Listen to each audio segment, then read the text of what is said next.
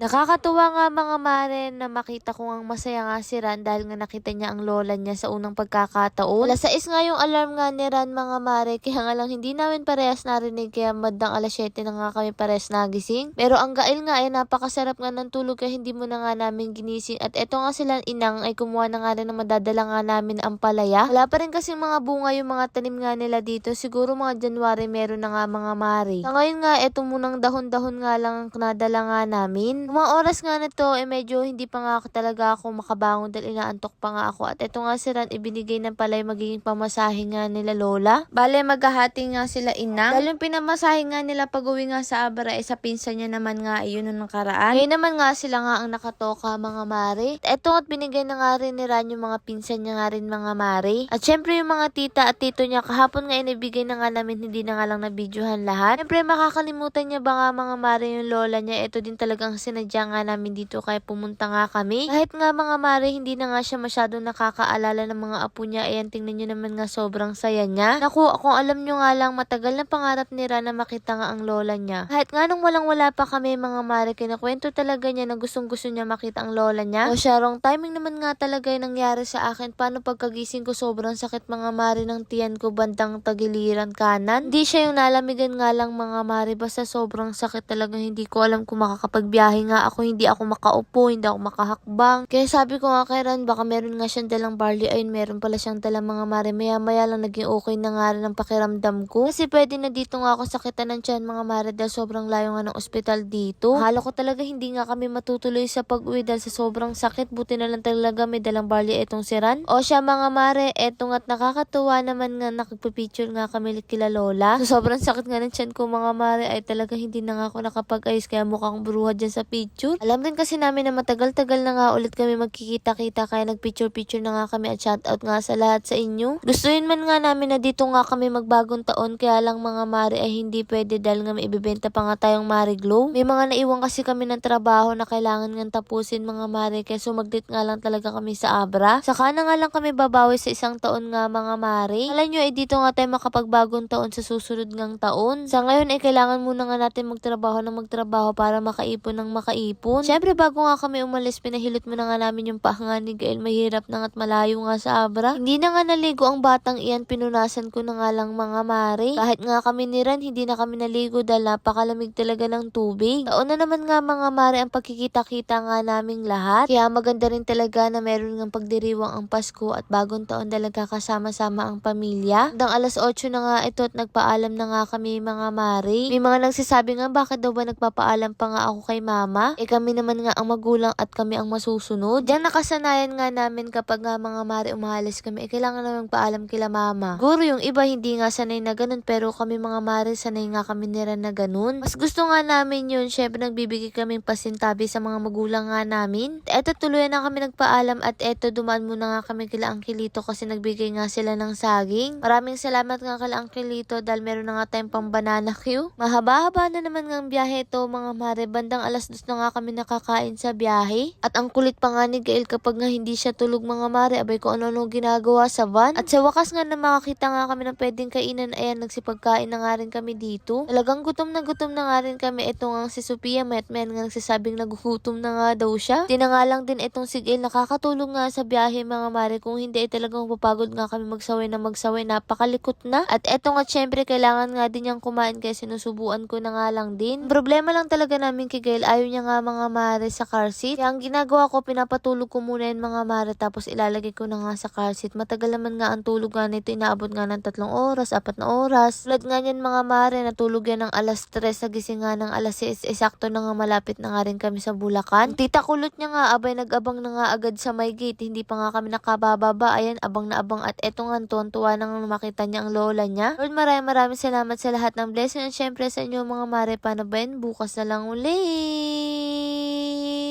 Ang ating MC Bester Barley mura na, masarap pa dahil may pineapple extract, hindi mapait at hindi lasang damo. Ang sweetener nito ay cocoa sugar kaya natural at friendly sa katawan. Ang barley natin ay gawa sa natural ingredients at gentle for daily use. Marami rin itong healthy support tulad ng pag-support sa natural defense ng katawan, tulong sa healthy digestion at pag-promote ng magandang metabolism. Kapag stress tayo, malaking tulong ang nutrients ng barley para mapanatili ang glow at freshness ng katawan. Diba ano ang kagandahan sa MC Bester Barley natin? Marami tayong pagpipili ang flavor. Meron tayong barley juice at sa mahilig nga sa mga dark choco at sa mga coffee lover ay meron nga rin tayong kape. Pero sa mga taong mahilig nga sa mga pure barley ay meron nga din tayo, o diba? Ang tanong, magkano nga ba ang ating barley? Ang ating dark choco ay 1,000, 4 boxes na nga siya at 10 na ang laman. Ang coffee barley ay ganun nga din mga mare. Barley juice at pure barley naman 3 boxes nga rin siya sa halagang 1,000. Free shipping, cash on delivery na nga rin siya nationwide. Pero kapag 1 box naman nga mga mare ng kape ay 350. Nun din ang dark choco. Pag barley juice naman ay 500 isang box, ganun din ang pure barley. Ilalagay ko na nga lang sa comment section kung saan kayo pwedeng bumili.